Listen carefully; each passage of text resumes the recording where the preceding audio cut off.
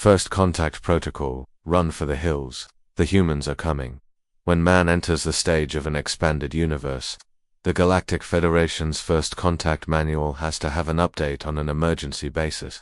Now, instead of diplomatic procedures, it simply says, evacuate quickly, don't get involved, just keep praying that they won't see you. Within months the manual becomes the best-selling guide in Galaxy. The Galactic Federation panics as humans develop faster-than-light travel via criminally insane nuclear pulse propulsion and head for their space. Initially classed as a level 7 threat because of their capricious and chaotic nature, humans are feared for creativity by a system which values discipline. Fear rises with their determination to take dangerous risks.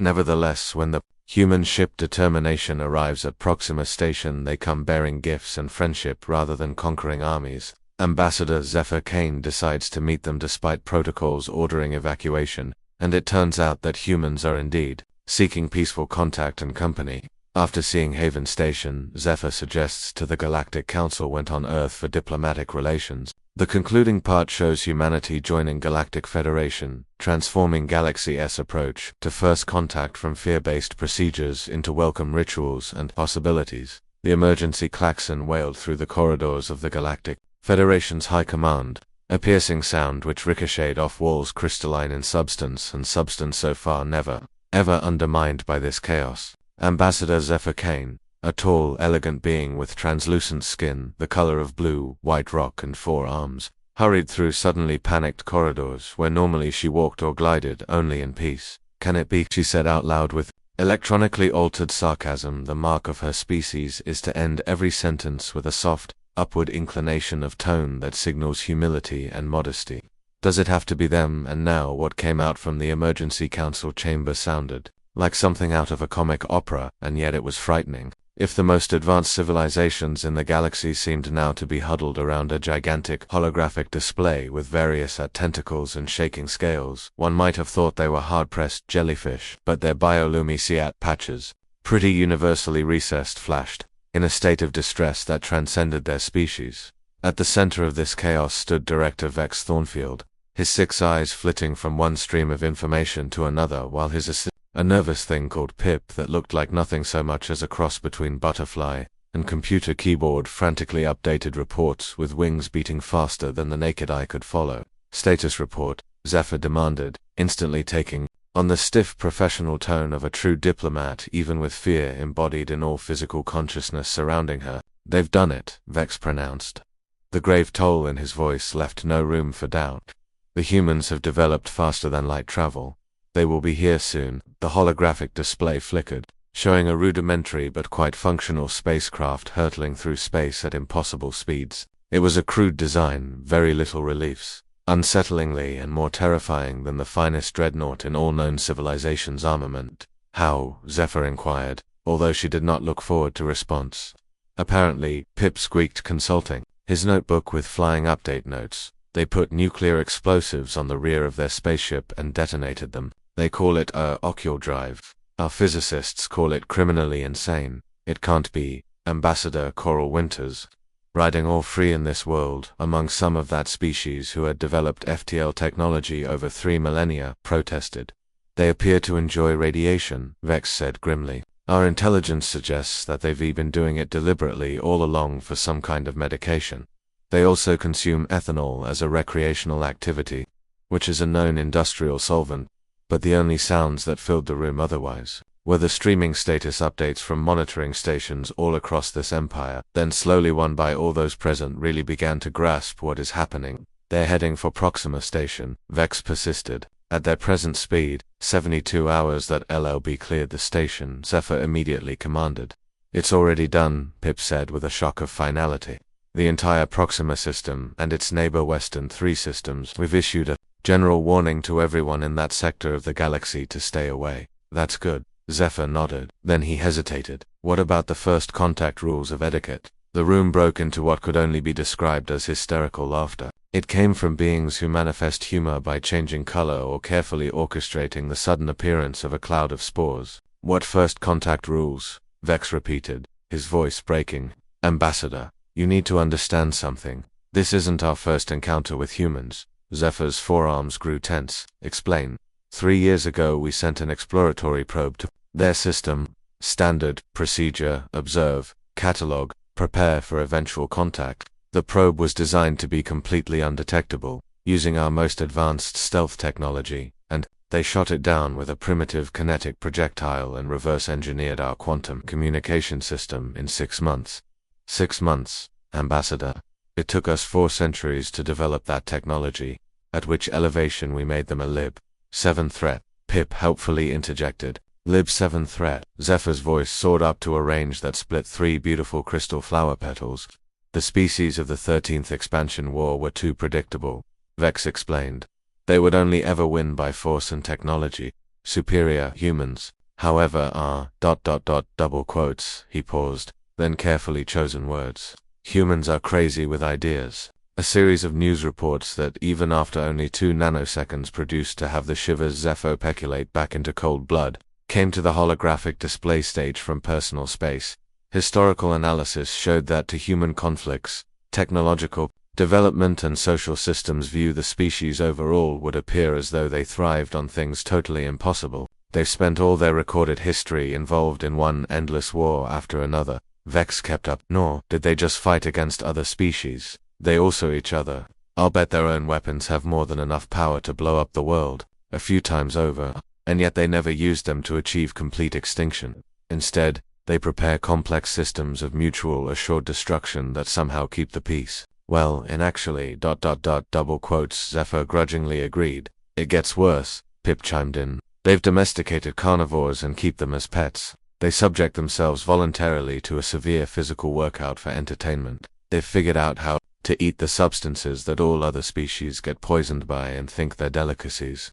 And in addition, Vex added with a visible shiver, their reproduction. They mate for pleasure, not just for procreation. They've developed whole industries built on this principle. Why would that be a threat? Zephyr asked, half believing now. Because those are not the same evolutionary pressures that other species are facing, Vex completed. They're looking like they might be beyond shown. They don't take over territory on account of resources or to keep alive. For pure curiosity, they survey territory. They fight on the basis of concept like honor and freedom, which has no material value at all. They are not predictable. More data came up on the screen. Human space missions, their willingness to trust themselves to controlled explosions, so as see what lay beyond Earth's atmosphere, and such impressive names for the spacecraft as Endeavour or Curiosity or Perseverance. They've been flying these things into space from a mere 100 years ago, Vex said. And they've already started to make new Earths on other planets. Not by means which are particularly advanced, but with brute force and a thing called tenaciousness. Come on, what about communication? Zephyr snapped anxiously.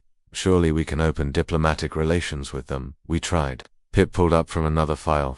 We tried to bring our internet, our global information network, into contact with them. We thought that this way perhaps we could slowly introduce ourselves and gradually get into a dialogue, and they turned our initial contact into something called a meme and put it all over the planet within hours. They find the idea of aliens terrific and hilarious at the same time. All eyes are on something, the market. Vex, their leaders are elected by vast masses of common people, and not by virtue or genetic superiority. The people tempt to support those who can successfully win their favor. Often this involves rather complicated art forms not found in other species. The implications were devastating. A species that made decisions based on collective choice instead of logical hierarchy. A civilization which is individualistic rather than cohesive. A race which appeared to take abandonment altogether lightly. Pip seemed hesitant. There's more. We have been monitoring their transmissions for signs of cultural development. Their entertainment media seems made up mostly of stories about beating the odds, often through ingenuity, and always with the support in one way or another of other people. They actually seem to believe that anything is possible once you're clever. Enough ridiculous, Zephyr protested. The universe doesn't work like that. Tell that to humanity, Vex responded. They've been proving the universe wrong for thousands of years. The display changed again, showing accomplishments by humans which confused ordinary understanding, medical procedures that should have been impossible, engineering projects that defied the basic principles of physics, art which somehow conveyed meaning across interspecies barriers. They've also, Pip was reluctant to add, been actively trying to contact other species for decades. They've been broadcasting messages into space, listening for responses. and generally conducting themselves as though they assume they are not alone in the universe. Assume they'll come soon. Zephyr's voice was barely more than a whisper. They've invited us. Vex nodded firmly. They've been hoping to know us. They've been preparing for us. The silence that followed was a beautiful confusion. This was a culture looking at the stars and not bawling star, but a curiosity trying to learn what lay beyond. A people seeking friends even while they do not think there are any others around. What should we do? Zephyr asked at last. The council has been considering that, Vex said. They've authorized a revision of the first contact protocols. The new manual is different. He motioned for Pip to bring forward a Zephyr took it with shaking hands and read the title, Emergency First Contact Protocol, Humanity Revision, 47. She turned it over and saw a single line of text on its terminal page. Run, she said. Page 2 is more informative, Pip. Advised WTH a helpful smile. Zephyr turned the page. It read, Do not engage. Do not make any kind of communication. Do not seek to understand their purposes. Evacuate personnel to a minimum safe distance of 50 light-years. But pray they don't see you. This is our official response, Zephyr exclaimed. The manual's now the galaxy's best-selling manual for staying alive, Vex confirmed. We've given out 2.5 billion copies these last 72 hours. At present, the Quantum Collective are moving their whole civilization to another galaxy. But we are the Galactic Federation, Zephyr objected. We have made contact successfully with more than 3,000 species of space-going creatures. We've sidetracked 17 wars and established trade routes that span the galaxy. Surely one backward tribe can't make us run away like this, can't we? Vex inquired. Ambassador, if you do not mind, I would like to ask you a question. Zephyr thought for a moment. A species with advanced technology coupled to aggressive expansion policies. Wrong. The most dangerous thing is a species that does not know it. Is dangerous. A species that thinks strapping explosives to their ship is a reasonable form of propulsion. A species that will base action simply on because we can. A holographic display flipping through more human accomplishments. Their art, their music, their literature. During this discoherence of beauty and horror, their unpredictable nature became even more unsettling. They write stories about meeting us, Vex added. Thousands of them. Somewhere we are friends, somewhere we are enemies, somewhere we are gods, somewhere we are pets. They have run through every scenario possible and gotten ready for all of them. And what does their writing indicate about their intentions? Zephyr inquired. That they have no single idea, Pop replied. They are not of one mind or one consciousness. They are billions of individuals with billions of different opinions about everything, including us. Chaos, Zephyr ascertained with a psi creativity, Vex corrected. And creativity is the most dangerous force in the galaxy. The klaxon stopped Li Ming and simply resumed its pitch, as if the arrival were imminent. The human ship had come ahead of schedule. They are coming, Pip announced unnecessarily. The holographic imaging changed to show the human vessel dropping out of FTL drive on the fringes of the Proxima system. It was smaller than anticipated, only had about a dozen people aboard, and looked as though it had been built in a garage, consistent with intelligence reports. On air, Pip reported. Universal Translator is online. Put it through, Zephyr ordered. Against her better knowledge, the speakers crackled to life, and a voice emerged. It was human, to be sure. The flat, matter-of-fact tone proper to a species for which declaring war and discussing the weather called for identical voices. This content rewriter here was Captain Sarah Chen of the Earthship Determination. We've come in answer to your probe. With us we bring gifts and peace gifts, Zephyr said to Vex.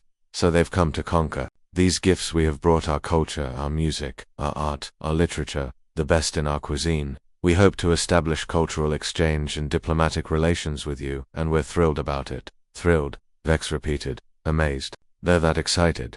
We also bring you the plans for our FTL drive and our computer systems, information on our medical technology. We hope to learn from you.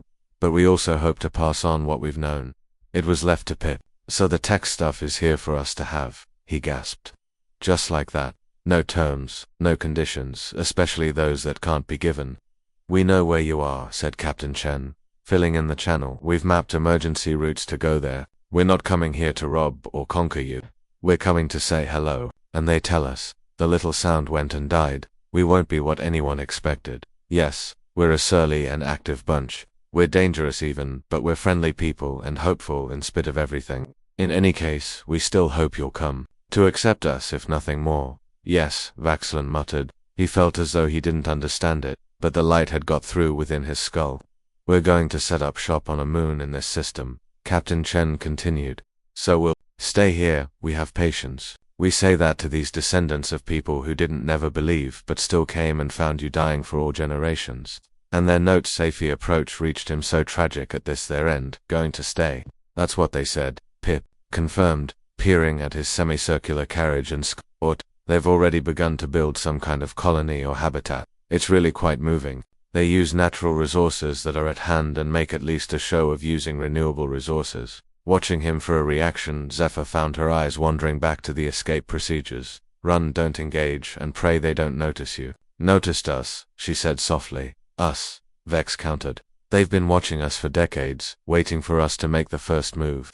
Then now they are the first four to begin moving. Not with weapons or threats, but with a statement and an overture. They had the human construction project on a holographic display. It turned out they were doing all right, but there was something different. Those humans in the process of creating not merely a station but a kind of monument. Once the structure began to take shape, it became clear that what was being celebrated here was beauty as well as utility.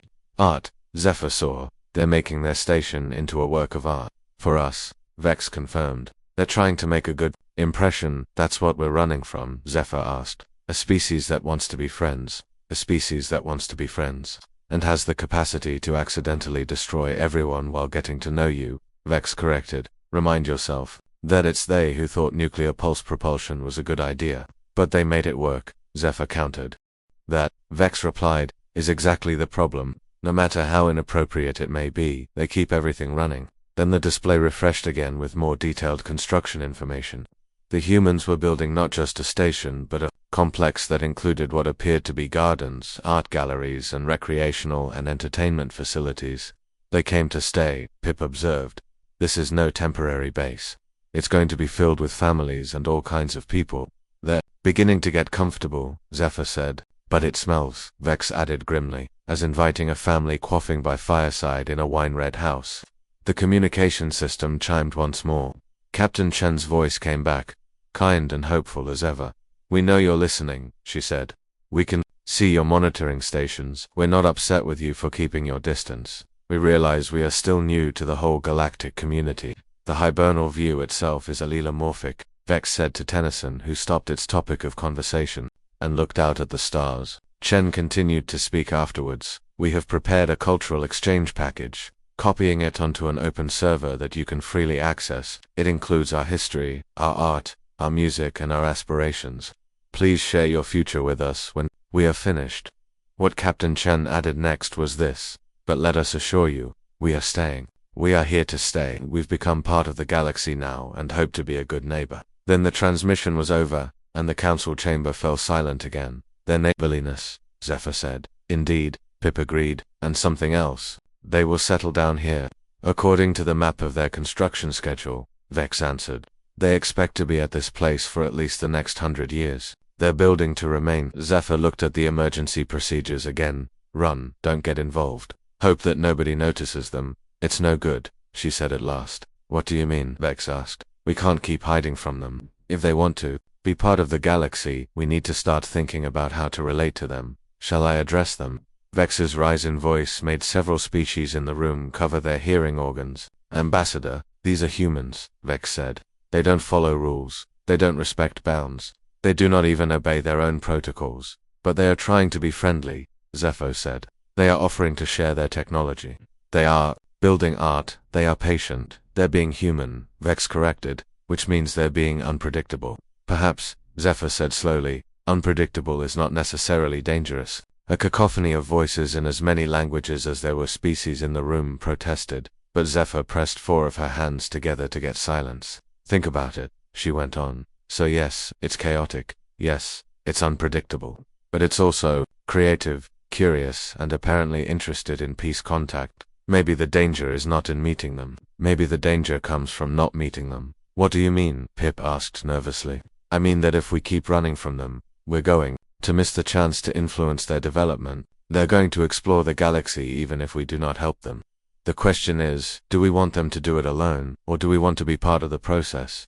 Don't you see, Zephyr said, as the Galactic Federation Council Hall hushed. Go meet them. If we don't meet them for what they are, then we won't have a chance to fruit their future. With this talent of ours, defeating them alone isn't enough. If we're really ready to handle difficult contacts like this, we have to give all ourselves up to create a new blueprint in order to really develop them. Contact? Vex asked in a hoarse whisper.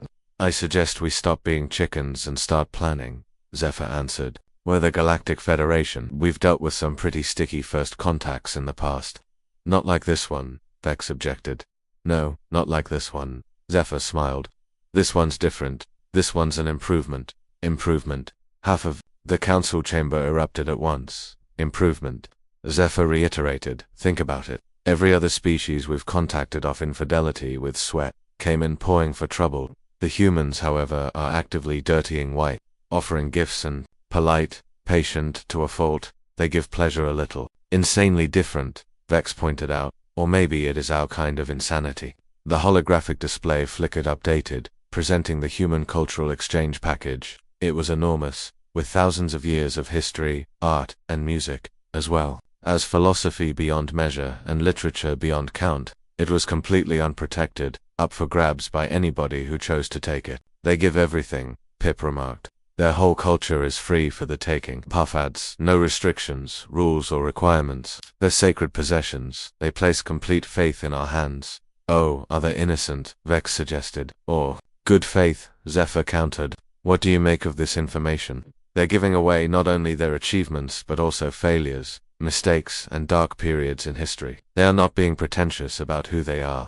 The display now showed works of human art, paintings, sculptures, music and literature which covered hundreds of generations. It was beautiful and varied, as all of their art is they of themselves, Zephyr realized. But not just a race. They have billions of individuals, all scantily clad in perspective. That is what makes them dangerous, Vex insisted. It is also what makes them most interesting, Zephyr retorted. When was the last time we came across a race that offered us something new?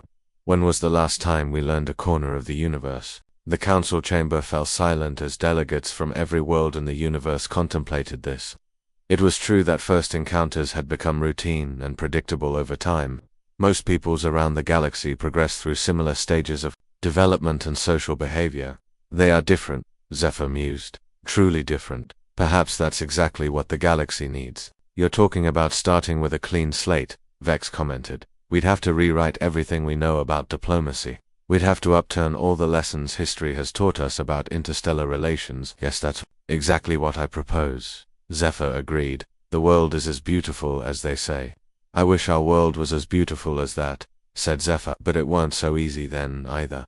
An interstellar travel. He transfixed himself with the information, and didn't even notice that Pip gently disengaged the instrument pod. I won't shift it again today, he said after a while. I'll leave it as it is now and come back tomorrow. After a few seconds, the console chimed again and Captain Chen's voice came through as well as before, aging slightly. She still had the same smile in her voice, though. Phase 1 construction is now completed, she informed them. Ready for company whenever you are. We've prepared separate spaces for different atmospheres, and we are equipped with translation systems.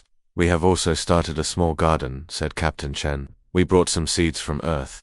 We hope to make a little bit of home for ourselves. Here, you're welcome to come and see it. A garden, Zephyr murmured. There's a garden, Pip said. They're planting Earth seeds in space. But why? Vex pressed him. Because they miss their home, Zephyr suddenly realized. At 3 billion light-years from home, this is homesickness, and they are trying to make it better, Pip added.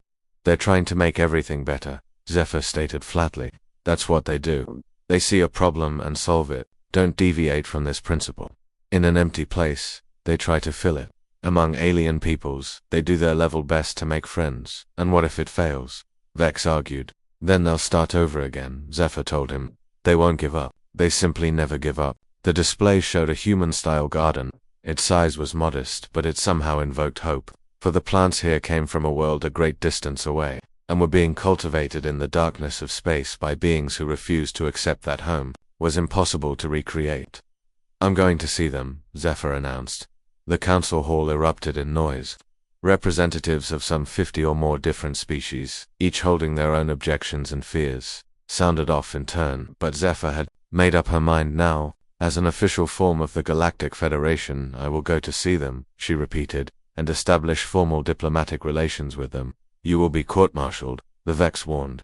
Maybe, she agreed. Zephyr retorted, but I'll be also making history. You will be making contact with the most dangerous species in the galaxy, Sora protested. I'll be making contact with the most interesting species in the galaxy, Zephyr corrected, and maybe, just maybe, the most important. She rose from her chair, her 4 arms extended by the force of her indomitable spirit that was known across the galaxy. I'm going to rewrite our first contact protocols, she said. The next book will not be the same. How different? Pip asked apprehensively. The first page will say, approach carefully, but carefully with hope, Zephyr replied. The second page will say, remember that different doesn't necessarily mean dangerous, and dangerous doesn't necessarily mean evil. And page 3, the Vex asked. The next page will say, sometimes what you need to can only this, she said. The council chamber was silent. Then, slowly, representatives began to signal their approval. Not all of them, but enough. Enough to make a difference. Who's with me? Zephyr asked. The response was not unanimous, but it was significant. Representatives from around the galaxy came up to make the biggest risk in diplomatic history. We're going to need a bigger ship, Pip pointed out. We're going to need a better plan. The Vex agreed. We're going to need courage, Zephyr replied. And hope, and maybe a little of that human creativity. The last update of the holographic observation station displayed the human station in all its impossible glory. It was beautiful, it was functional, and it was unlike anything seen before. It was also waiting for visitors. Want to go along and get acquainted? Asked Zephyr for the first time in the history of the galaxy, the first contact. Procedures of the Galactic Federation would be put to the test by a species which had been waiting patiently for them to pluck up enough courage and make friends. The emergency siren had stopped. The panic was over, but the real problem was only just beginning.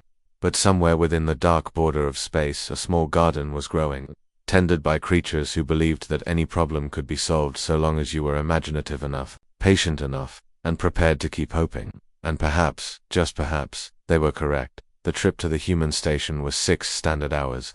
This gave Zephyr and her diplomatic team plenty of time to go over the cultural exchange package that Captain Chen had given them. What they discovered was both fascinating and frightening. Humans, it appeared, could be incredibly cruel and incredibly kind at the same time. They made great art and fought terrible wars. They created great machines of mass destruction, but also made medicines that could cure any disease. They polluted their own planet, but at the same time strove to get rid of that blight. They are contradictory, observed Commander Raven Blackwell, the military attaché who had insisted on coming. They don't adhere to any logical patterns. They're complicated, corrected Zephyr. They're all individuals making individual choices. That's what makes them so unpredictable, Vex added. He had agreed in the end to join the mission despite his misgivings. We can't predict how they will act. Maybe we don't need to do that, Zephyr suggested. Maybe we just need to accept that they'll surprise us. Moving toward the human station, the full scope of their achievement became clear. The structure was enormous, apparently designed for visitors from many different species. Somehow the humans had created artificial gravity, controlled the atmosphere, and built environmental systems that could support many different forms of life. How did they know? Pip asked, glancing at his instruments. How did they know what we needed? They'd watched us for years, Zephyr realized. They've been monitoring us, learning what our requirements are, even our preferences and cultures. Still, quite thoughtful, Commander Blackwell admitted grudgingly. And a little creepy, Vex added. The communication system woke up, and Captain Chen's voice filled the cabin. Welcome to Haven Station, she greeted them. We're honored to have you. Docking Bay 7 is ready for your arrival. Haven Station, Zephyr retorted. It expresses our hopes, Captain Chen returned. We hope this will truly become a haven for many different races, a place where various cultures can come together and learn from one another. What an optimistic, Vex commented sourly. Inspiring, Zephyr corrected. The docking procedure was smooth and efficient. The humans had obviously studied the protocols for Federation docking and adapted their own systems accordingly. As the airlock cycled, Zephyr felt a moment of uneasiness. Remember, she cautioned her team, they're making a good impression on us, so let's do the same thing. The airlock moments later opened and Captain Chen came through. She was shorter than Zephyr had expected, probably 5.5 feet tall with dark hair vouched for by penetrating, curious bright eyes. Her simple uniform, in its own way, looked both professional and agreeable. "Ambassador Kane," Captain Chun said, reaching out to shake Zephyr's hand in that specifically human gesture of greeting. "I'm Sarah Chen. Welcome to Haven Station." Zephyr grabbed the proffered hand and did a double take. The strength in a human hand. "Thank you for having us, Captain. It's a real honor." "The honor is ours," Captain Chen replied. "We've been waiting for this moment for a long time." As they passed through station after feels no only attention to detail, down every corridor, 2-story apartments, 3 house divisions of quarters with private bathrooms and bedrooms on all 4 sides from any perspective you look at them, mimicking human construction exactly in stamped less complex terms that could even preserve the necessary input of SharpTech type into our cortex, preserving human input into our design. It's as if the humans hadn't able to use culture dumped into the global crude silicon system, which then required impossible ease input by each individual processor. A truly universal environment. "How did you manage this?" Zephyr asked. "Teamwork," Captain Chen returned. "We've got biologists, engineers, artists, and diplomats from every corner of Earth. Everybody chipped in something. But what about the funding? Crowdsourced," Chen Shu said with a grin. "When our mission was announced, humans from all over the planet gave money, time, and expertness. Everyone wanted to take part in this."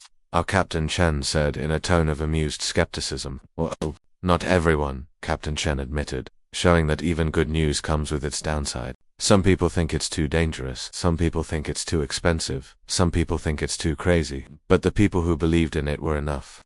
Captain Chen called it the cultural exchange center. Off jingling they went in. The space was huge, filled with human civilization and all the signs of human civil society. But there were empty spaces left, obviously waiting for artifacts from other species. "We hope you will help us fill those spaces in," Captain Chen said. "We want to learn about your cultures, histories, and accomplishments. And in return, no need," Captain Chen replied in a apparatchik and relaxed way. "We simply hope that in turn you will Henderson be entering." "That's all," Vexen inquired comically. "Nothing less," Captain Chen stated. "We re not after territory or resources or technological advantages. We re after friends." Next to Tor were the gardens, the carefully planned ecosystem that was Earth orbiting hollow with plants from Earth found alongside hardy species which could survive in space. Humans had created a living work of art. "Beautiful," Zephyr said. "Home," Captain Chen responded. "Or as close as we can get out here." "Miss Earth?" Pip asked. "Every day," Captain Chen said. "We're homesick. We make new homes wherever we go." They made a pilgrimage to the geology labs, where human scientists labored salt-induced problems which had confounded the galaxy for lifetimes. The medical treatment centers, where humans were creating therapies against diseases that could strike more than one race. They toured the R&D sections, where humans were generating new ideas for technology that everyone could use. "Everything getting to come in?" Zephyr asked. "Why not?" Captain Chen asked. "The point of knowledge is to share it around. The point of solutions is that they are usable. We're all in this together." "What's together in what?" Vex asked. "Life," Captain Chen said. "The universe, the challenge of existence. We're all just trying to puzzle it out some way or other." They finished their visit to the diplomatic zone by Captain Chen preparing a meal delightful enough for every single species there. "How is this possible?" Zephyr asked, tasting something that felt simultaneously familiar and yet strange. "Chemistry," Captain Chen said. "We analyzed the nutritional requirements and taste preferences of different species, and came up with creations which would suit everybody. It took a great deal of experiment and error. A lot of volunteers willing to try some pretty peculiar combinations," added Dr. Marcus Stone, the mission plant's chief scientist, who had joined them for dinner. "Did you guys do experiments on yourself?" Commander Blackwell asked me. "Of course," Dr. Stone said. "It's 500 people here. If we have to do something we're curious about, we do it ourselves in small groups first, don't we? Even if it's dangerous?" Vex asked. "All the more reason," Captain Chen said with a grin. "Danger is the best teacher there is." Zephyr began to feel more at home. The food was delicious, and there was warmth around her on all sides. The humans were quirky and peculiar beings, to be sure, but they were also warm, they were curious, and they hoped sincerely to make friends. They asked about the Federation, about the different species, and about the difficulties of interstellar diplomacy. "True," Captain Chen said. "We've made lots of mistakes. We're still making lots. but we have learned from each one we have made. What kind of mistakes? Zephyr asked. Well, there was the time we inadvertently launched a surprise military campaign on a planet of sentient trees by trying to establish a garden, Dr. Stone said, and then the navigation system that got us lost for 3 months straight, and the food replicator that kept making what we thought was chocolate but was actually some sort of mild poison. You've been poisoning yourselves? Pip asked in shock. Nothing to worry about, Captain Chen said. Just a little bit, all by accident. We worked it out in the end. How come you haven't all died? Vex asked. Luck, Captain Chen said, and obstinacy, and foremost medical technology. Besides, Dr. Stone said, there's an unwritten rule in our business. Look out for each other. As night deepened, Zephyr began to understand why the humans were advanced dangerous. They were unpredictable. They took risks that no sensible species would take. They seemed to regard danger as an inconvenience, and yet, they were kind. They were curious. They hoped sincerely to leave the galaxy a better place for their being there. They were not trying to conquer, they were not trying to squeeze, they were trying to build. When you say a new friendship, Captain Chen smiles. What are you really offering? Anything you ask, the robot said. We are small and helpless creatures in space, not much different in that regard from those of you who helped out during. Jammer 90.1 was proud of his fleet's ability to take the captain's command, even when it was imprisoned by what may turn out to be long subsequent acts LBS. Each of those decisions afterward will stand as a shining example 91 the other, apart from you that many others admire and imitate daily through their own lives. In fact, your revolutionary ways are celebrated supernaturally joyful with an unrealistic dreamlike triumph. The cul-de-sac events of the Dock Smashers at the 39th Gate, in Beijing. Within the 1967–68 revolutions carried throughout international communist countries led by totalitarian dictatorships. Now that would be opening up new grounds, the captain said, and his voice was tugging in oh ? I'll take 2 million, the robot said, and it will have to be payable outside the Federation. Chen chewed over this for a moment. Money was not an alien concept here, especially since the Galactic Federation owes us a great deal. He grinned back at his silent visitor, who seemed to comprehend some idea of where funds were coming from. For the moment, we have a notion, Captain Chen suggested with sudden excitement. We've got an educated guess at what's coming. I'll tell Jack to communicate with you, the robot said. You may find his record much less easy to follow forwards because so far it simply hasn't been updated. But as far as it goes, there's simply no way of getting hold of us girls around here and making us do our work. Captain Chen stood up and cupped the robot's face in his hands. But later today I will certainly try to get to you. All this talk of willful self-development is like so much hot air, the robot declared. You're younger than we are. Can't you think of anything better, Haven? Station receded into the dark vastness of space as Zephyr looked back one more time at human creation. It was beautiful, it was functional, and it was completely unique. It was also the sign of a new road, in this galaxy where all had become predictable. It stood as hope. The trip back to Federation headquarters gave Zephyr time to put her report together. She knew it would be the most important document of her life, possibly even more important still during future careers. The fate of human-galactic relations now rested on whether or not she was able to persuade the Council of Earth's children could be saved.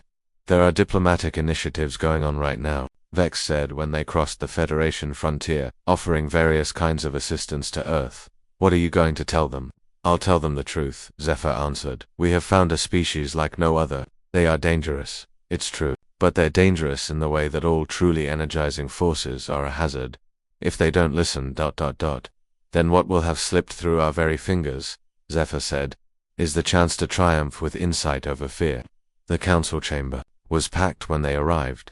Representatives from every member species had gathered to be present during this momentous session. The atmosphere was tense, expectant, and more than a little fearful. The emergency protocols remain in effect, said Council President Orion Vale with a gesture from one of his withered old limbs that was universally practiced by species in the Federation guidebooks. All shipping routes in the human sector are closed and all colonies have been evacuated. We are here to decide whether these measures should be made permanent by vote. Zephyr stood in the middle of the council chamber, her 4 arms stretched out in a gesture of formal courtesy. Your honors, I have gone to the humans. I walked their streets, ate food with them, and talked about many things. I come to report to you that our emergency plans are not just unnecessary, they are also counterproductive.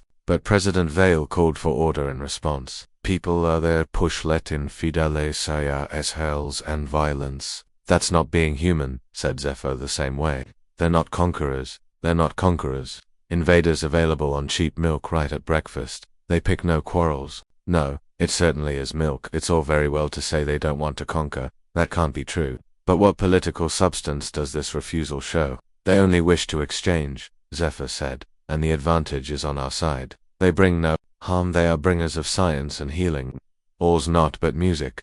Chosen aside where Meridian did the first contact of Earthlings do right. Lost first by their race, almost killed main type. It could destroy us, said Senator Meridian Flux, with whose species a previous first contact very nearly ended in extermination. Their technology is all about controlled explosions. They call those machines cars. Their society is built on conflict, the entire country being founded in wars. They've learned how to deal with nature, which one might not say is violent. They've turned their capacity for violence into a capacity for protection. Evolution has taught them to fight not in order to destroy but maintain, Zephyr returned. That proof do you have? Demanded U.S. Senator Thulicarus in challenge.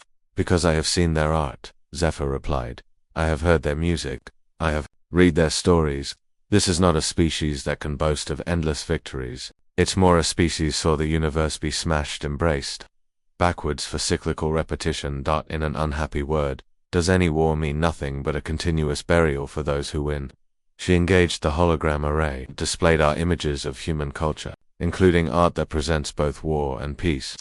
Music conveying both tragedy and triumph. Stories probing the darkness and light of existence simultaneously. Indeed, they are complex, Zephyr said. At times they even exhibit great cruelty and great compassion. Very often both at the same time, but their main characteristic is not their inclination to violence in this world. It is their capacity for hope. Hope, President Vale asked. Yes, hope, Zephyr replied. They hope for a blossoming future, for understanding, for friendship. All these things they strive for, even if it kills them, Vex murmured. Even if it kills them, Zephyr agreed. But has it yet to do so? Instead, it has made them stronger, made them more creative, made them more invincible. The viewscreen gave the audience more images. Human medical research, human horticulture and ecological restoration projects, human space exploration. A species that had learned to heal as much as kill, make as well as mar. They said that they would give us, without any conditions, even a single piece of their technology, Zephyr continued. They begged us for nothing in return, made us no demands, laid no obligations upon us. All they want is to serve the planetary community. And what do they seek in return? Whispered Counselor Don Whisper, whose species was renowned for their uncanny ability to detect deception. Friendship, Zephyr said. They want to be part of something larger than just themselves. They want to belong, that's all. Counselor Whisper inquired. That is everything, Zephyr responded, paraphrasing the words of Captain Chen. For a species that has spent most of its history alone, the prospect of even a flicker community is everything. The chamber was quiet as the members of council asked to ponder tat. At last, President Vale took voice. Bandits are asking us to trust a species that we have classified as the most dangerous in the galaxy, he said. No, Zephyr responded, but I am asking you to trust a species that has won their place in those councils. They have had chances to deceive us, to manipulate us, to kill us, he said. Instead, they were honest, generous, and patient. Patient. Senator Meridian snorted. They've been in space less than a century. They've mastered faster than travel by methods which would have killed them. They have built a space station rivaling our highest engineering. Is that what you mean by patient? They've been waiting for us to find the courage needed, Zephyr explained. They could have forced things but didn't. They could have tailed our escape routes, demanded contact at once, or used their technology to make the whole subject of conversation impossible to ignore. They didn't. They built a station and sent out a message, and they waited. And they're still waiting, Vex added. They'll wait as long as it takes, because they understand that trust must be earned, Zephyr continued. They understand that fear is rational, that caution is wise, that the stakes are enormous. They understand all this, and yet, they are willing to wait for us to understand them. The display showed Haven Station, still hanging on Spacefather in the Proximian system, still waiting, still hoping. Then what do you recommend? President Vale asked. I recommend that we rework our first contact protocols, Zephyr said. I recommend that we officially establish diplomatic relations with Earth. I recommend we invite them into the galactic community. Chaos erupted in the chamber. No species had ever been invited to join the Federation so soon after first contact. That's impossible, Senator Meridian protested. It takes decades for a species to harmonize with ours. We need time to study them, to appreciate their culture, know what it is they value. Their culture is now fair game for study, Zephyr replied. They have revealed everything to us. In fact, we know more about them than they do themselves. And as far as their compatibility with Federation values is concerned, it would be hard to beat other species who have become members for decades. How? Asked Counselor Whisper. They have shown respect for other species, worked towards peaceful coexistence with eagerness to share resources and knowledge, and always devoted their efforts to the common good, Zephyr explained. They have done all this voluntarily and bordering orderliness. If we're wrong, asked Senator Meridian, if they're not what they seem, if all this turns into a sophisticated hoax, then, Zephyr replied, we will deal with that when it happens. However, I do not think we are wrong. We are now facing the greatest opportunity in all of galactic history. The opportunity to do what? President Vale asked. The opportunity to grow, Zephyr said, to learn, to become more than what we are. Yes, the humans will make us something different. That isn't necessarily bad. Sometimes change is good. The debate continued for hours, but slowly the wind started to veer around. I have read the Human Cultural Exchange, said Counselor Sage Thornton, an exceptionally perceptive member of his species. Their history is full of growth, adaptation, and development. They err, but they recover from it. They are threatened, but respond. They meet differences head-on and blend them harmoniously. They are also incredibly tough, added Commander Nova Sterling of the Federation's military advisors. They have been through global wars, natural disasters, right to ice, ages and little mistakes like the greenhouse effect. Nobody ever suggested that humans are typical or ought to be treated as such. They can also perform risk-taking activities that seem foolhardy to any sensible species in the galaxy. But perhaps this is exactly what the galaxy needs now. Maybe we have become too cautious and predictable. Perhaps we are of no use at all. Are you saying that danger is bad? Senator Meridian asked. I am suggesting, Vex replied, that growth necessitates risk, and humans are very good at managing risk. They're good at risking, Senator Meridian corrected. That's not the same thing, isn't it? Zephyr wondered. They have been risking for millennia, are still here.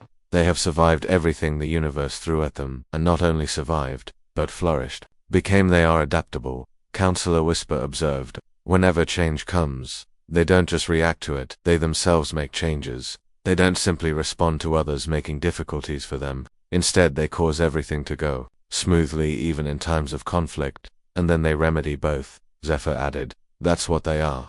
They create difficulties and then resolve them.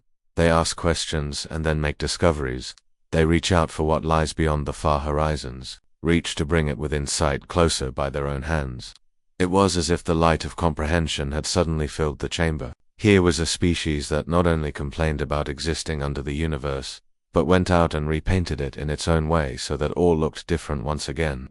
Voting President Vale said at last. All those in favor of developing formal diplomatic relations with Earth. The vote was not as easy as Zephyr had hoped, but it passed. All in favor of inviting Earth to join the Galactic Federation. This time the voting was even more closely divided, but it passed anyway. All in favor of revising our first contact protocols to deal with species like humans. This passed unanimously. The President confirmed, then it's settled. We will establish formal diplomatic contacts with the Earth. We will invite them to join the Federation, and with it, our entire first contact process will have to be remodeled to adapt history, and protests as well. The matter, nevertheless, had been settled. At the establishment of global relations progress. Asson Ambassador Kaine, President Vale announced, now you are the captain of this diplomatic mission to Earth. Prepare our embassy, and start integrating. Yes, President Vale, Z said. IA not Ma except President Vallejo. Too had our most fearful occurrence been faced until now in condition. You go first to speak to the console, Vex told her. IOIUFFTTHT, the two to who goes first. Pippi and newly Athena took over with the title role. In a major, the 7 auspices as soon as that word was issued.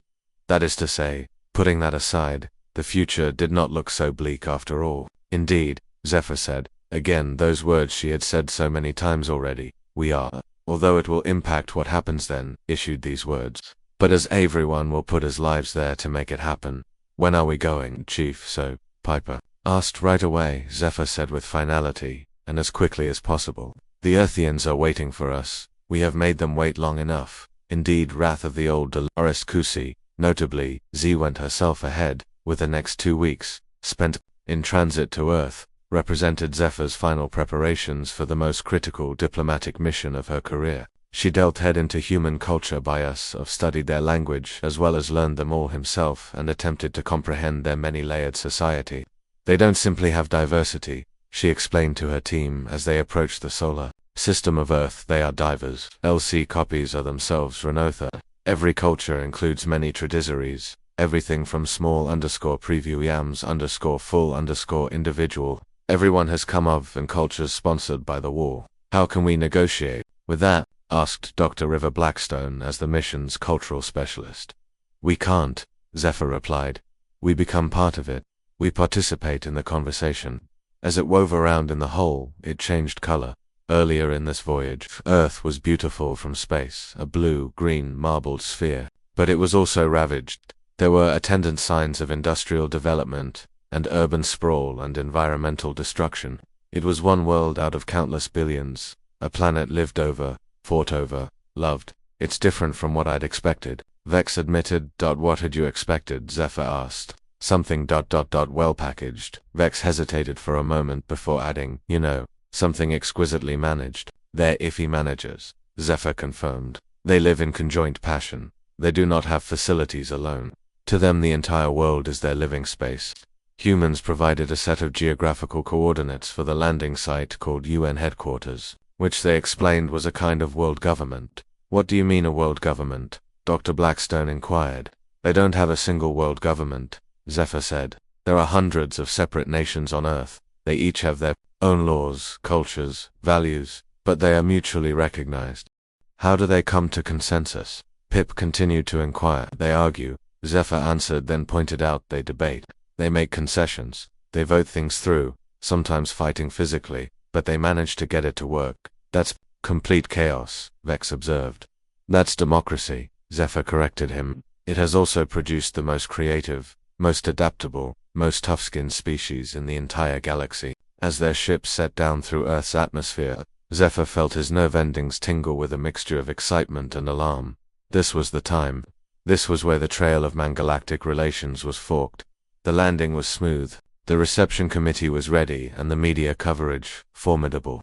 Humans were just extremely ready to meet their cosmic neighbors, Ambassador Kane said. Secretary General Elena Rodriguez, who was the head of the United Nations. Welcome to Earth. We're honored to have you here. Value our honor, Zephyr said. We appreciate your careful progress and generous reception. The honor is ours. We appreciate your brave decision, he said. That this was not a decision that had been made easily, and we know it. Best decisions aren't ever easy, Zephyr said.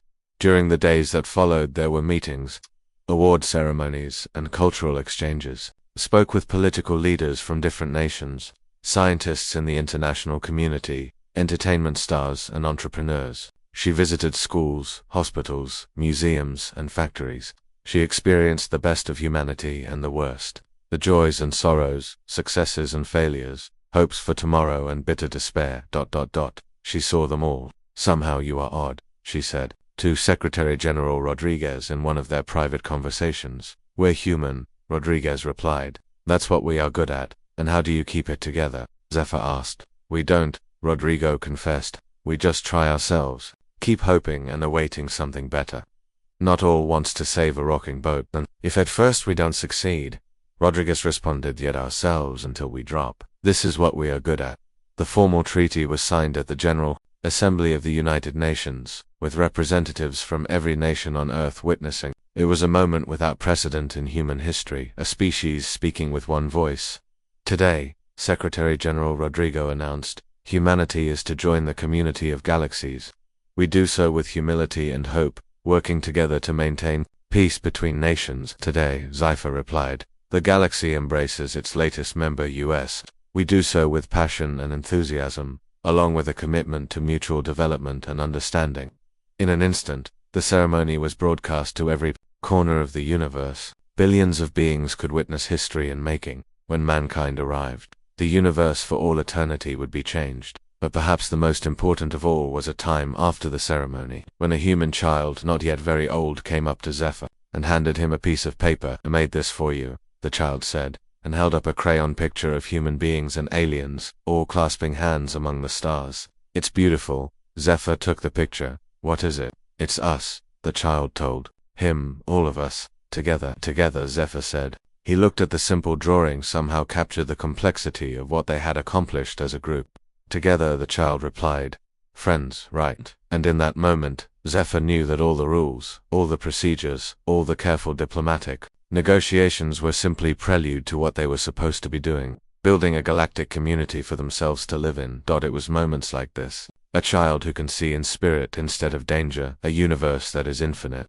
Frightening majesty, incarnation. This is the kind of animal that can come tight off its elusive prey with hope instead, and laughter for its unknown surroundings. The emergency protocols have been rewritten. The first contact manual has been reviewed.